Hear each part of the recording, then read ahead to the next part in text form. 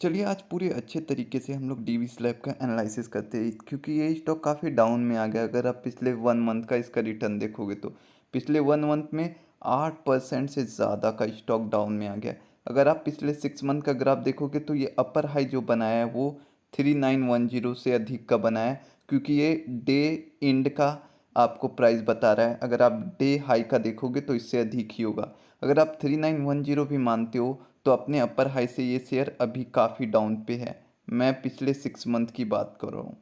तो आप देख सकते हो 7 अगस्त से ये अभी जो डाउन में हुआ है 31 अक्टूबर को 13% ये डाउन चला गया स्टॉक। तो पूरे अच्छे तरीके से बात करते हैं कि एक्चुअल में हुआ क्या स्टॉक के बारे में, ताकि आपको अच्छे से डिटेल में एनालिसिस पता चले। तो देखिए रिजल्ट इस स्टॉक का अच्छा नहीं आ रहा है। पिछले कुछ क्वार्टर से आप अगर रिजल्ट देखोगे तो जो इस्टीमेट इसका रिजल्ट आना चाहिए, इस्टीमेट जो रिजल्ट आना चाहिए वो इस्टीमेट रिजल्ट से काफ़ी कम इसका प्रॉफिट एंड रेवेन्यू आ रहा है। यही कारण है कि डीवी स्लैब जो एक मार्केट लीडर की कंपनी है उसमें गिरावट देखने को मिलती है। अगर आप पिछले 1 साल का रिटर्न देखोगे, ये तो 1 जनवरी से है ईयर टू डेट से। अगर आप पिछले 1 ईयर का रिटर्न देखोगे तो एक ईयर में ये 11% डाउन में ही है। 1 नवंबर 2022 को इसका प्राइस था 3836।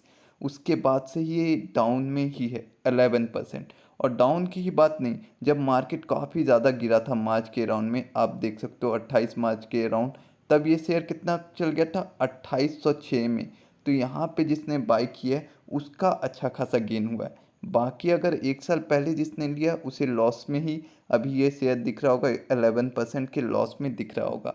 और बाकी अगर सही टाइमिंग पे किसी ने इस शेयर पे अपना इन्वेस्टमेंट किया है, यानी कि इस पॉइंट पे, तो उसका शेयर का जो प्राइस है अभी वो अच्छे खासे गेन में दिख रहा होगा। अभी मैं बता देता हूँ आपको कितने गेन में ये दिख रहा है।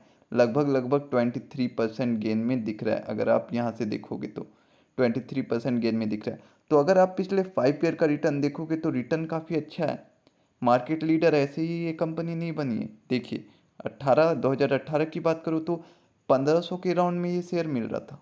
उसके बाद ये अपने अपर हाई से काफ़ी डाउन में, आप देख सकते हैं ये शेयर कितना बनाया है, 258 के राउंड ये शेयर ने अपना अपर हाई बनाया और अभी 126 दिख रहा है। यानी कि अपर हाई से अभी ये कितने प्राइस पे नीचे चल रहा है आप देख सकते हो। लगभग 36% डाउन में दिख रहा है, उससे ज़्यादा में ही दिख रहा होगा। मैं आपको एक अप्रॉक्स वैल्यू बता रहा हूँ। ये अपने अपर हाई से इतना पे डाउन में दिख रहा है अभी भी 5 ईयर का अगर आप ग्राफ देखो तो।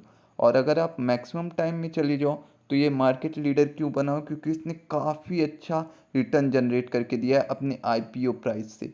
आप डिविडेंड को की बात मैं अभी नहीं कर रहा हूँ, मैं सिर्फ इसके रिटर्न की बात कर रहा हूँ। तो ओवरऑल आप रिटर्न देख सकते हो, काफ़ी गुना इस शेयर ने पैसा बना करके अपने इन्वेस्टर को दिया है जिन्होंने इसके आईपीओ के टाइम में इन्वेस्ट किया था।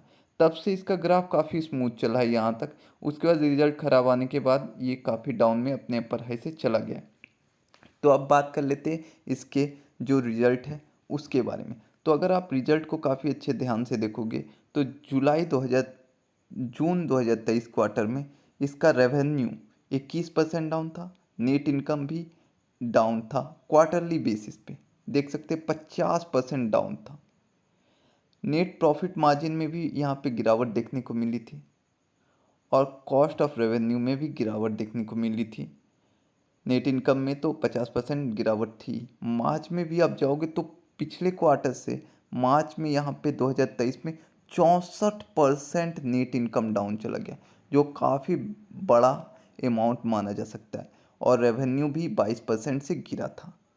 और अगर आप उसके और क्वार्टर में जाओ तो उसके पहले भी क्वार्टर में रिजल्ट अच्छा खासा नहीं आया था। 66% डाउन में नेट इनकम चला गया था। रेवेन्यू भी लगभग 31% डाउन में था। और अगर आप सितंबर 2022 की बात करो तो नेट इनकम 18% डाउन में था और रेवेन्यू 6 से 7% डाउन में था। तो देखिए आपको क्या नज़र आ रहा है, सितंबर के क्वार्टर 1 साल की बात करते हैं, पिछले 1 साल का, तो रेवेन्यू यहाँ पे कितना गिरा हुआ था, 6% 7% के राउंड, और नेट इनकम 18%। उसके बाद एक क्वार्टर के बाद ही रेवेन्यू कितना ज़्यादा गिर गया देख सकते हैं आप, 31 हो गया और नेट इनकम 66% हो गया। एक क्वार्टर में 18 से 66% क्वार्टर बेसिस पे नेट इनकम का गिरना, ये काफ़ी ख़राब बात माना जा सकता है। इसीलिए शेयर अपने अपर हाई से काफ़ी गिरा था।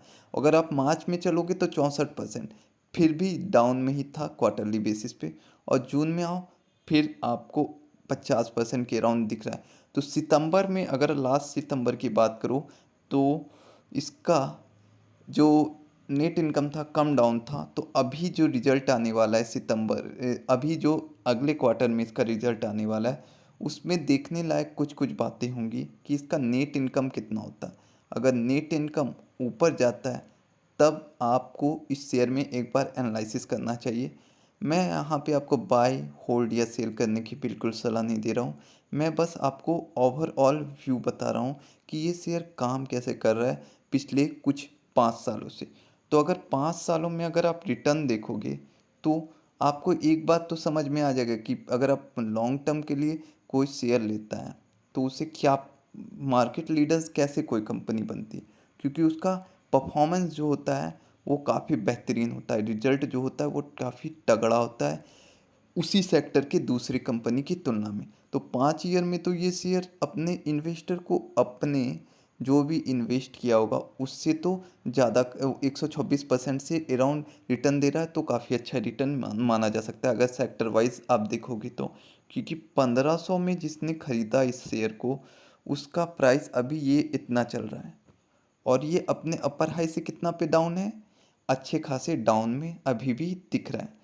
तो मार्केट लीडर है, रिजल्ट अच्छा आएगा तब एनालिसिस करना जरूर बनता है और मैं ज़रूर आऊँगा इसका एनालिसिस लेकर के। उस टाइम तक आपको 2-3 बातें याद रखना है। इसमें आपको दिखना है कि क्या इसका आने वाले दिनों में परफॉर्मेंस होने वाला है, क्या रिजल्ट आ सकता है। जो जो अच्छे अच्छे इन जो सेबी रजिस्टर अच्छे अच्छे एनालिस्ट हैं उनकी बातें आप सुन सकते हो। हालांकि आपको अपना दिमाग ज़रूर लगाना चाहिए, क्योंकि कोई भी एनालिस्ट आपको रियल टाइम प्रिडिक्शन नहीं दे सकता है, चाहे वो कहीं से भी जुड़ा हो। हर कोई अनुमान ही लगा सकता है, क्योंकि जो एस्टिमेट रिजल्ट रहता है वो रिजल्ट और रियल रिजल्ट में हमेशा फ़र्क रहता है। कोई भी एक्यूरेट होगा तब तो वो सबसे ज़्यादा कमा लेगा। जैसा कि आपको पता है कि डाइवर्सिफिकेशन होना ज़रूरी होता है। मार्केट लीडर वाली कंपनी क्यों अधिक परसेंटेज में इन्वेस्टर को रिटर्न देती है ये भी आपको अच्छे से पता होगा। और मार्केट लीडर क्यों बनती है कोई कंपनी ये भी आपको पता होगा, क्योंकि वो लॉन्ग टर्म में काफ़ी अच्छा रिटर्न देती है और उसका मार्केट कैप भी अच्छा खासा होता है। इसका अगर मार्केट कैप की आप बात कर लो तो मार्केट कैप इसका कितना है, 89 TCR के अराउंड पर है, 89,000 करोड़। और अगर आप इसके पी रेशियो के बारे में बात करो तो पीई रेशियो 61 का है, जो कि अच्छा खासा ही माना जा सकता है अगर आप इस सेक्टर की बात करो तो। डिविडेंड यील्ड की भी बात करोगे तो डिविडेंड यील्ड भी 0.88% का है ये शेयर। तो ठीक ठाक, ज़्यादा नहीं, ठीक ठाक आप डिविडेंड मान सकते हो।